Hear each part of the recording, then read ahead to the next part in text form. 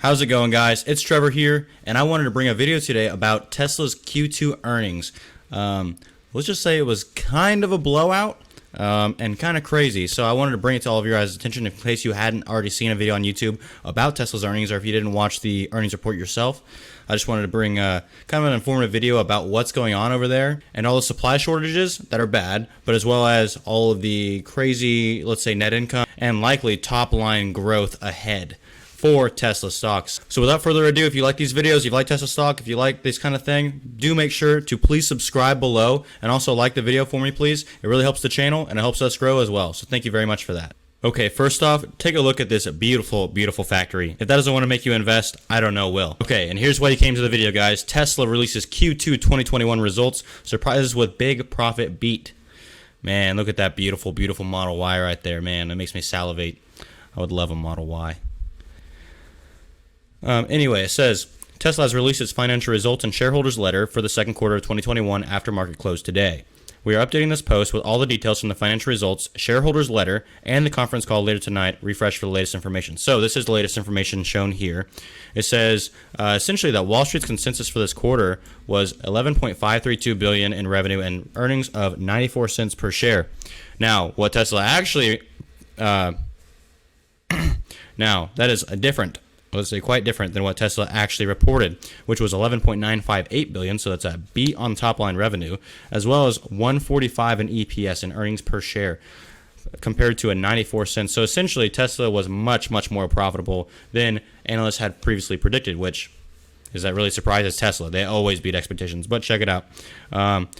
It says, this is a quote from the company itself. It says, in the second quarter of 2021, we broke new and notable records. We produced and delivered over 200,000 vehicles, achieved an operating margin of 11%, and exceeded $1 billion of GAAP net income for the first time in our history. Let me tell you guys, 11% operating margin. Let me tell you guys, 11% operating margin for an automaker, which I know Tesla is not strictly an automaker. They might as well be a technology company, but still 11% at this point is fantastic for them, especially, I mean, for margin, 11%, that is impressive. It says it resulted in a strong free cash flow of over $600 million, but Tesla repaid $1.6 billion in debt, resulting in a decrease of cash on hand. Okay, so be it. It says quarter end and cash equivalents decreased to $16.2 billion in Q2, driven mainly by net debt and finance lease repayments of $1.6 billion, partially offset by free cash flow of $619 million. That's basically their net income from this quarter was $619 million. Sorry. First is that they give a rare update on their 4680 battery cell production, and essentially they say they still have some work to do. If we go down here to the quote from the company, it says that we have successfully validated performance and lifetime of our 4680 cells produced at our Cato facility in Cali. We are nearing the end of manufacturing validation at Cato. Field quality and yield are at viable levels, and our focus is now on improving the 10% of manufacturing processes that currently bottleneck production output. Okay, I'm going to stop there. This is extremely, extremely hard to do. As a guy that's worked in manufacturing engineering for half a decade at this point, improving the hardest 10% is way harder than improving the processes for the rest of the 90%. These are the hard parts. These are the parts that no one wants to make. For whatever reason it is, you know, whether it's casting, forging, hog out, I mean, steel, I mean, you know how many, I mean, there's tons of materials out there that they're probably dealing with, I mean, from polymers, from plastics to hard metals to soft metals, so aluminum, steel, titanium, any type of, like, they're dealing with everything in these cars. So improving the top 10% has got to be extremely, extremely hard for them to do, especially when it comes to batteries too, because, I mean, there's not that many battery manufacturers in the world. You know, there's Panasonic and there's other, you know, Duracell.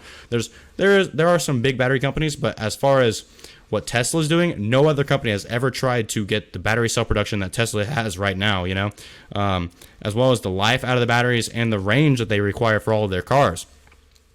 So let's go on. It says, while substantial progress has been made, we still have work ahead of us before we can achieve volume production. Internal crash testing of our structural pack architecture with a single-piece front casting has been successful. So that is awesome. Basically, their entire front end is a single-piece casting. Obviously, they have to machine the casting so that it can fasten to the rest of the car after the casting has been produced, but at the same time, it's a single piece. I mean, crazy. There are not, I mean, I don't know any other automakers that go about, you know, building their cars the same way that Tesla does in this crazy, precise way that isn't necessarily that precise, because castings in of themselves are generally not precise pieces of metal. They're basically a lot of force pounded into some really hot metal, and usually creates seams along seams in the tool that the metal is being basically produced on.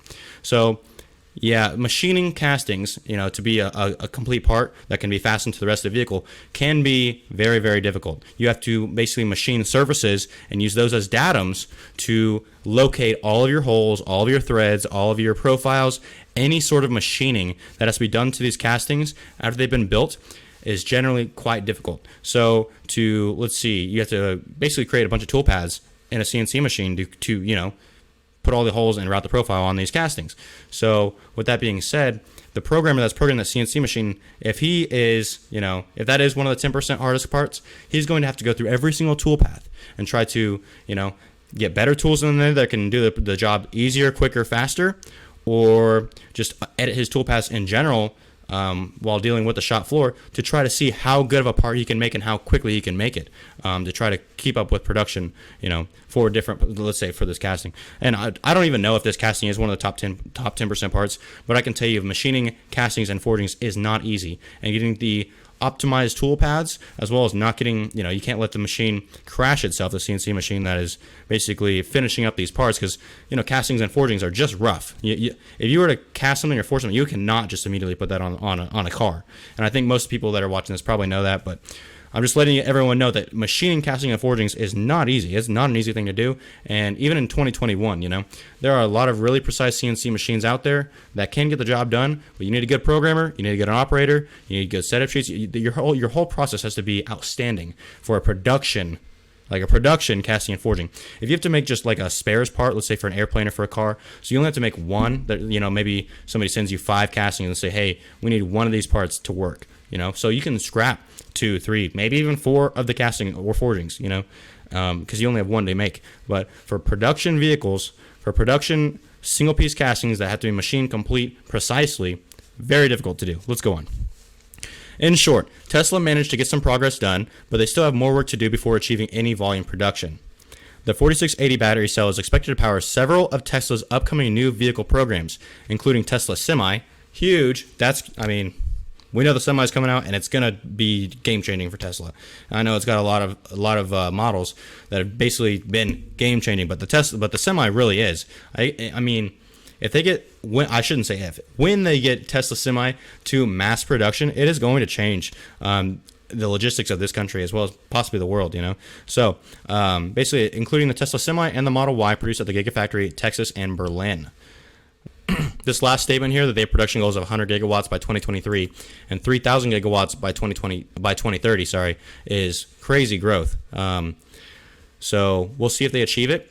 Tesla sometimes does have a tendency to run a little bit behind, but can you really blame them? They're tackling such giant goals here. If they get anywhere near that 3,000 gigawatt, goal, that is just crazy for the company. And it's exponential growth.